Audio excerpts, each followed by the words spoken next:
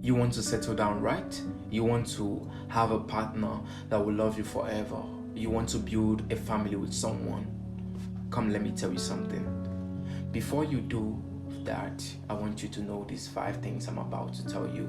Number 1, before you seek for a partner anywhere in the world, first of all, you need what we call dedication. You need to dedicate the situation to God's hand. I mean, you see this thing you see here, you see this thing is called eyes. The eyes is not enough. The eyes is not enough to get you your future wife. The eyes is not enough to get you your future husband. This eyes is not enough. You see, this brain is not enough to be able to configure or to be able to understand.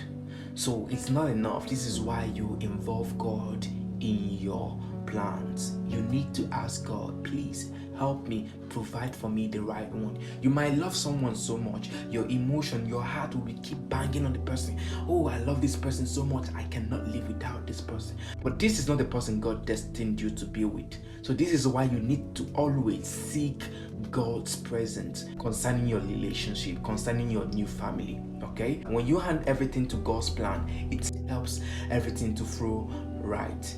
Now, number 2 is be the right one for what you pray for. You can't be saying, God, bless me with a good partner, when you yourself, you know that you are not a good partner.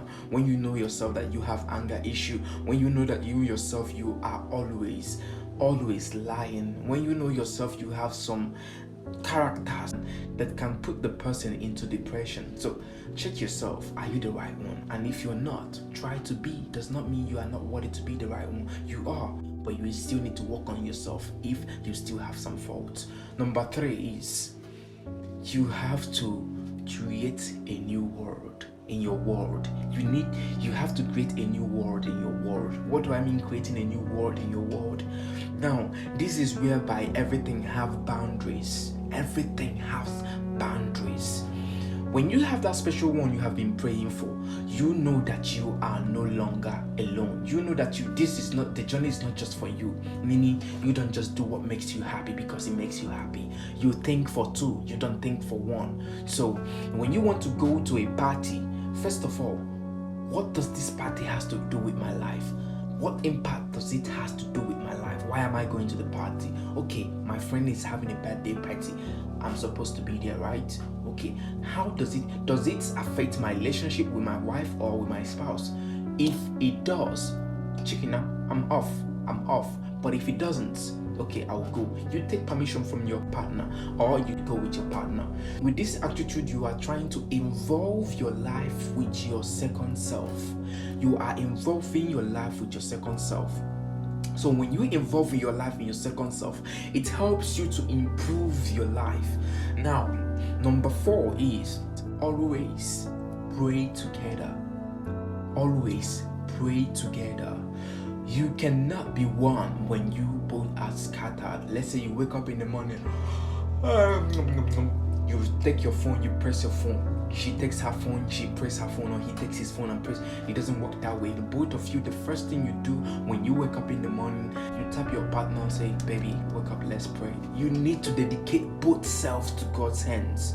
You need to dedicate both selves to God's hands. If not, the enemy is going to rule your relationship. Now, when you dedicate yourself to God's hands, He will always fight for you. He will always keep the right mentality so that you don't have to go and mess up yourself out, and that will result to a bigger problem. So it's always good when you are about to settle down with someone, always pray together.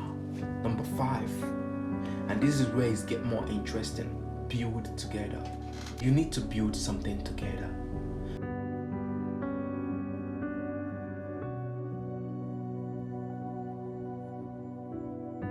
It could be anything, but create something in your relationship. This gives it more specialty. Number 6 as a bonus, try to understand the weakness.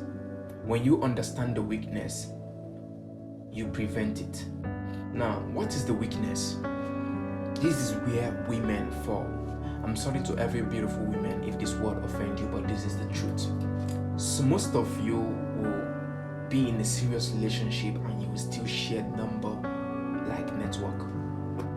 You will share your number like wifey. You will share your number like greetings. When you are in a relationship, there are some certain things you cut off. But when I mean when you are in a relationship, I don't mean when you're in friendship like boyfriend and girlfriend, or when you are in casual stuff. No, I mean when you are in serious relationship, you don't give your number anyhow. You don't give your number anyhow. You don't. This ruins your relationship. It's easy for a woman to cheat because you have distributed your number to the world.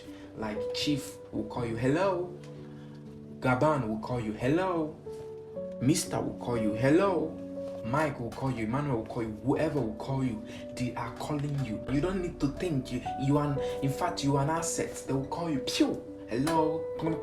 So it's easy for you to fall into sin than a man to fall into sin because he has to plan his own sin.